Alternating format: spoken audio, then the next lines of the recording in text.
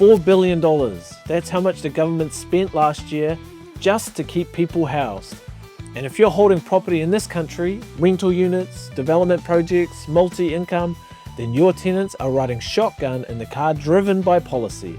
Shamubeel, economist, author, and the man behind the investment brand at Simplicity, joins us to decode what $4 billion in subsidies really means for investors like you. Financial freedom faster.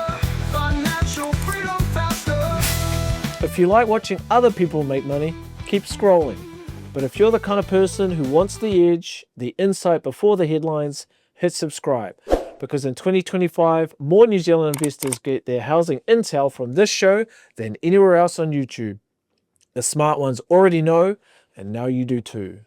Shamubeel, what does $4 billion in housing subsidies tell us about the structural state of New Zealand's housing market? What it tells us is that we've got a quarter of New Zealand families that rely on some form of subsidy to have shelter. And what that means is we're completely and utterly locked in. There is no way any government can completely take it away, but it also knows that it's extremely expensive and it'll only get more expensive. So this issue will become more political, and for property investors, it means that what happens in Wellington could quite possibly the biggest driver of what your rents will do over coming years. Are we at a risk of major policy pivot, and what would that mean for property investors? Well, for example, if the accommodation supplement was suddenly reduced, a whole bunch of middle New Zealanders would no longer be able to afford the rents that are market rents. And we know that market rents, particularly in supply-short markets, are higher than they would be because people just don't have enough money, right? If you don't have income, you can't pay those rents. And so what we would see, people would be crowding up, but they wouldn't be paying those market rents. So we are likely to see these very distorted markets if those subsidies were suddenly changed. But we also know if there is a left-leaning government, there might be more subsidies, and that might give you more resilience and more upside to rents. And how sustainable is the current subsidy model over the next 3 to 5 years and even looking further out? Look, I mean, it's growing really, really fast, right? And so it's sustainable in the sense that politically it would be suicide to turn it off.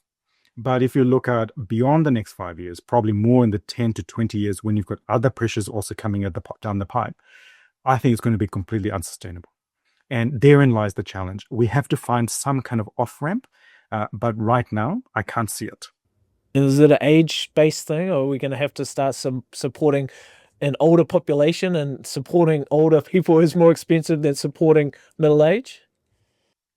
Well, two things are going to happen, right? One is that we're going to have more older people reaching retirement who are renting or still have mortgages. So they will be, relatively speaking, poorer, and they will need more subsidies and more support. But also because we're going to be spending so much more money on health and New Zealand super. Those are really big ticket items. So much of our taxes will be taken up with this aging population plus the cost of housing subsidies. I think this is just a crash course.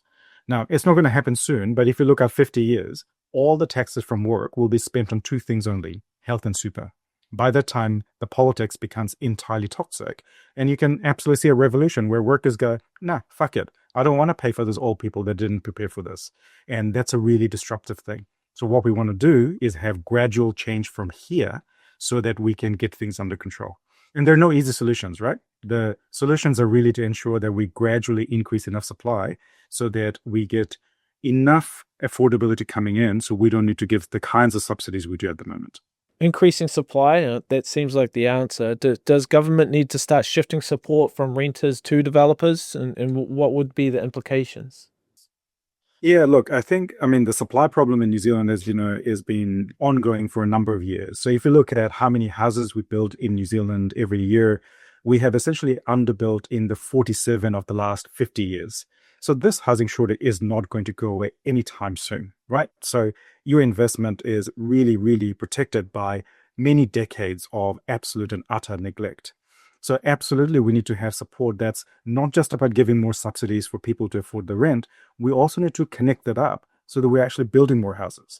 And that means we need to do a lot of the things that are currently happening around improving planning rules so that we can enable more housing to be built, making sure there is more typologies, making sure there's enough money for infrastructure. So it's all of those things together that need to improve at the same time. Now, it's a lot of coordination. It's not all happening at the pace that I would like because I'm impatient, but what's really encouraging is we're heading in the right direction. We've seen more improvement in the last 10 years than we have seen in the last 40.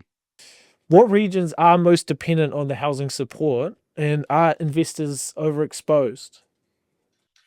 Oh, look, it's quite uneven across different parts of New Zealand. So you know that in places like Rotorua, for example, subsidies are really, really high.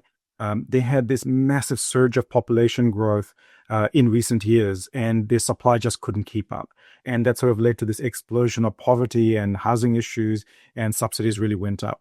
And so it's a very kind of checkered kind of geographic picture. So when you're thinking about the investor exposure, I think there's two things, right? One is around the risk to rents, and the other is to the risk to house prices. But because those markets are still so undersupplied in terms of total quantity of houses, I don't really see a huge amount of risk immediately, because unless you see this massive exodus of people coming, I think you're pretty well protected. So I think it's less about that worrying about these subsidies will suddenly disappear. It's more around, do you think that in that locality, there are enough houses for the number of people who live there?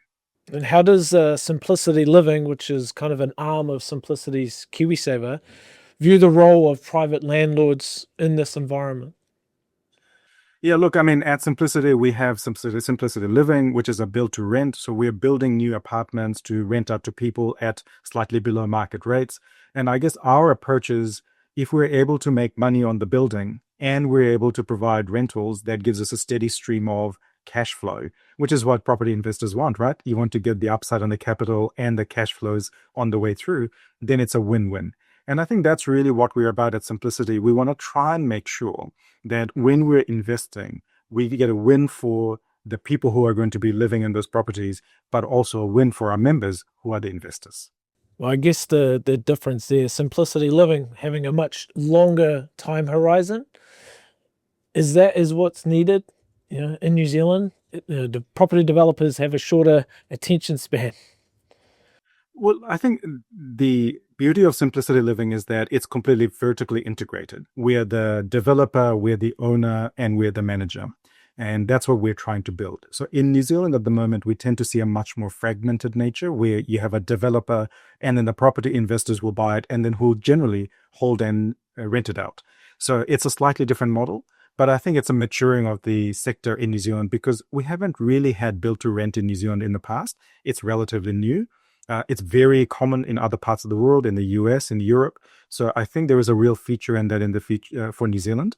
And in part because so many of our investors in New Zealand are getting older. So we're not going to have the same amount of privately managed, actively managed property investors in the future. And we will see more of these institutional forms of landlording that will be coming into New Zealand. What's interesting that you mention other parts of the world. Should long-term investors anticipate rent control, subsidy ceilings, or any other market interventions? And has it worked in other places doing that? No, those ideas are bullshit ideas, right? I mean, things like rent controls just don't work. I mean, if you have rent controls and those kinds of other issues, all you tend to do is you limit supply. And that's a really problematic thing. So I can see why people do that. But in my mind, a much better approach would be to go, if there are people who need subsidies because they're genuinely poor, give them the subsidy, but make sure there is some alignment. So you're also supporting those developers who are building houses for affordable rentals. So it's being more coordinated rather than going for these kinds of policies that haven't actually worked anywhere in the world. So I'm pretty jaundiced about these ideas of these kind of blanket rent controls or those kinds of things, which, hasn't really worked anywhere with any endurance. And they're very political policies that come and go as governments change, which is terrible for confidence in the market. Oh, absolutely. And I think this is one of the things that's really important. And again, something that's really good about housing policy in New Zealand in the last decade is, despite a change of government, the theme of reforms have been very consistent. And that's a really good thing, because what we don't want is the flip-flop, right? The houses are going to be here for 50 to 100 years. The people are going to be around for a long time. Why should we have housing policies chopping and changing all the time? Well, you're Prime Minister for a year. What would you do? Policy settings that you would change to balance the affordability with the investor certainty? Well, I wrote a whole book about it called Generation Rent, and there's a 10-point plan there. I encourage you to go and have a look. It's out of print, but essentially, the things we talked about is build a shitload more houses. That's the biggest thing. We got to get on top of supply. And to do that, we got to do the planning better. We got to do the infrastructure better. Those are the critical ingredients. But I would also like to make sure that we slightly move the field and the balance of the renting market towards renters, because we want to give those people who are renting for a much longer time more certainty and more security, so that we're giving them more of those bundles of benefits of owning, so they stay longer, look after the property, and all those kinds of things. And it happens in other parts of the world. We're unusual, and I think we need to move in that direction. But these are not complicated ideas. They're not new ideas. I think it's more about just making sure that if we're going to do this, it's not about one person doing it because they're in power for 1 year, but because we agree across our political parties that this is the right thing for New Zealand, so that both landlords and tenants can just get on with it, because these are homes that we're talking about. Well, thanks for your insights today, Shamubeel, and we will catch up again soon. Appreciate the stuff that you're putting out on the Simplicity channel, and keep fighting the good fight, man. Thanks for having me, Matt. This channel's growing faster than your equity. Too blunt? No, just honest. You think your portfolio is solid? Then imagine what it looks like with an edge. Information isn't power, action is. Subscribe and get dangerous, or keep playing it safe while others don't.